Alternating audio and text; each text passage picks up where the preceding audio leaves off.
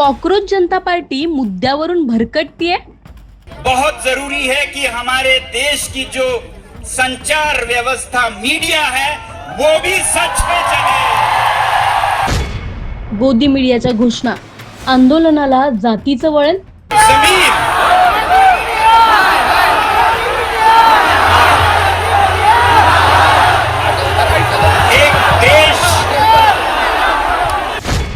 भाजपला अनफॉलो करा ते पुण्यातल्या पत्रकारांसोबतचा राडा। कुछ भी करके हमें बीजेपी के फॉलोअर्स कम करने हैं। अभी के अभी बीजेपी को अनफॉलो करो। यहाँ पर कोई लिख रहा है कि ब्लॉक भी कर दूं क्या? बिल्कुल ब्लॉक भी कर दो।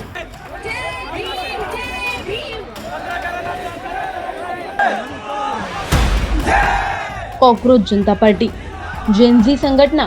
आता देशात तरुणाई काहीतरी बदल आणणार असं वाटत होतं आणि तेवढ्यात अशा काही घटना समोर आल्या की ज्याने प्रश्न पडू लागला की हल्लीच्या तरुणाचा आवाज बनणारा हा कॉकरोच जनता पार्टी पक्ष मध्येच राजकीय रंग कसा काय लावून घेत आहे। ज्या पक्षाची सुरुवातच मस्तीत झाली होती तो आता राजकारण करतोय का? अशा कोणत्या गोष्टी आहेत जिथे कॉकरोच जनता पार्टी हे राजकारण करत आहे का असा आता प्रश्न पडत आहे।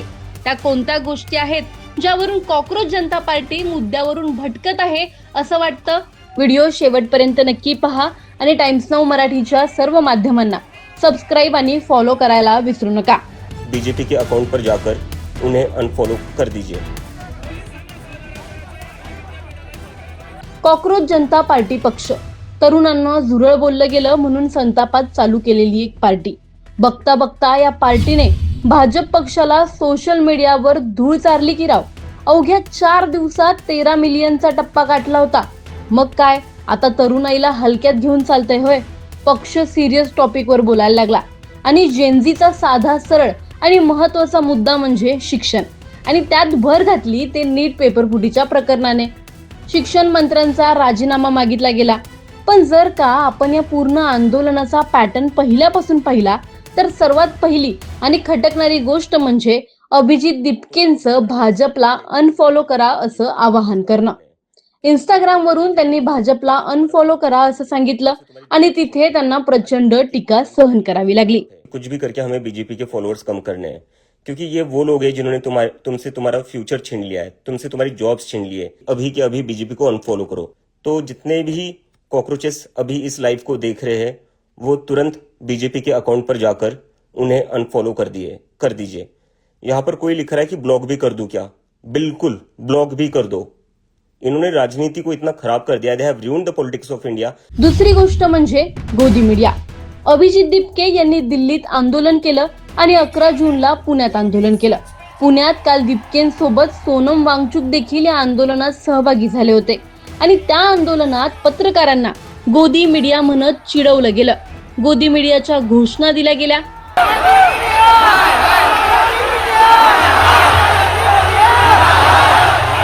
इतकंच नव्हे तर पत्रकार आणि आंदोलकांमध्ये राडा देखील झाला।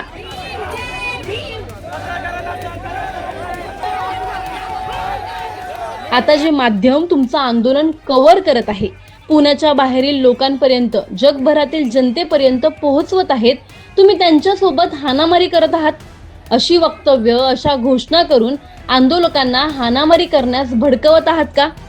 मुद्दा हा नीट पेपरफुटी प्रकरणात धर्मेंद्र प्रधान यांच्या राजीनाम्याचा आहे की गोदी मीडियाचा? आंदोलन हे त्या विद्यार्थ्यांना न्याय देण्यासाठी होतं जे नीट पेपरफुटी प्रकरणात स्वतःचा जीव गमावून बसलेत। हे आंदोलन गोदी मीडियाच्या विरोधात कधी आणि कसं झालं? कॉकरोच जनता पार्टीची सुरुवात झाली ती विद्यार्थ्यांच्या प्रश्नांवर आवाज उठवण्यासाठी, नीट पेपरफुटीसारख्या गंभीर विषयावर उत्तरदायित्वाची मागणी करण्यासाठी।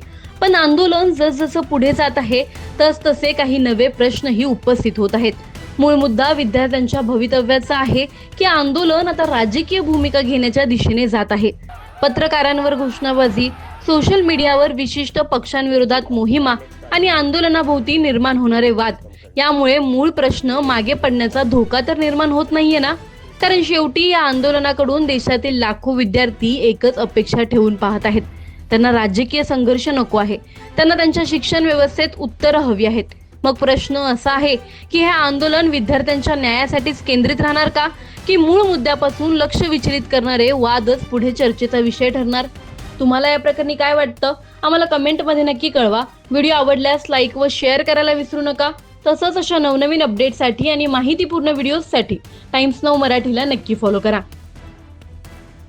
बीजेपी को इतने 8 मिलियन फॉलोअर्स बनाने में 14 इयर्स लग गए थे. इन्होंने ना जाने कितने करोड़ों रुपए फूके हैं इसमें.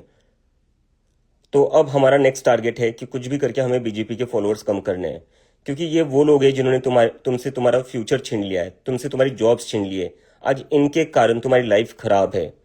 तो जितने भी लोग हैं, जितने भी लोग इस मूवमेंट में शामिल हुए हैं, उन सभी का काम है कि अभी के अभी बीजेपी को अनफॉलो करो. उन्हें बता दो कि अगर वो तुम्हारे लिए जॉब्स प्रोवाइड नहीं कर सकते, अगर वो नीट पेपर लीक पर उनके एजुकेशन मिनिस्टर को रिजाइन नहीं करवा सकते, और अगर वो सीबीएसई के स्टूडेंट से रीचेकिंग की फीस भी बच्चों से ही ले जिसकी गलती सीबीएसई की थी, तो उसके लिए अब उन्हें भुगतना पड़ेगा.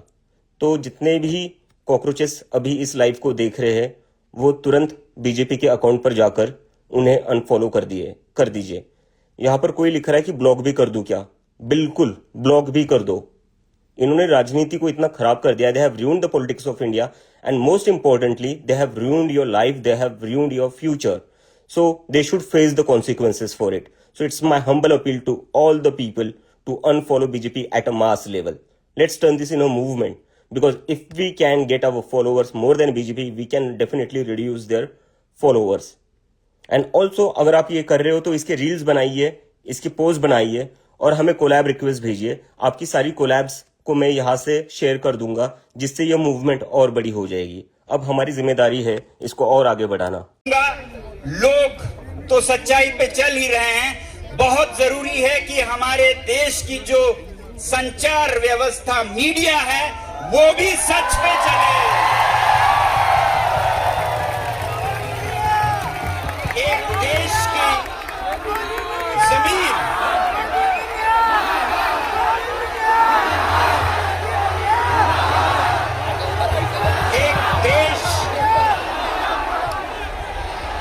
एक देश की कॉन्शियंस कीपर्स जो आत्मा की आवाज लोगों तक अभिव्यक्त करते हैं, उसे सच्चाई पर चलना होगा. मीडिया को सच्चाई पर चलना होगा, तभी कह सकते हैं हम सत्य में एक जयते.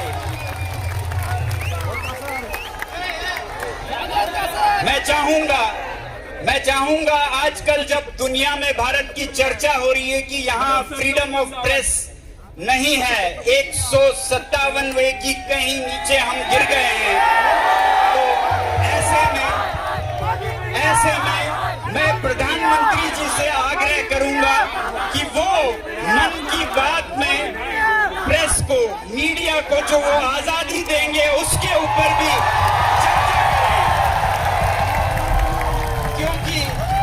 जब तक देश की मीडिया साफ सुथरी और सच नहीं होगी, तब तक लोगों तक सच्चाई नहीं पहुंचेगी.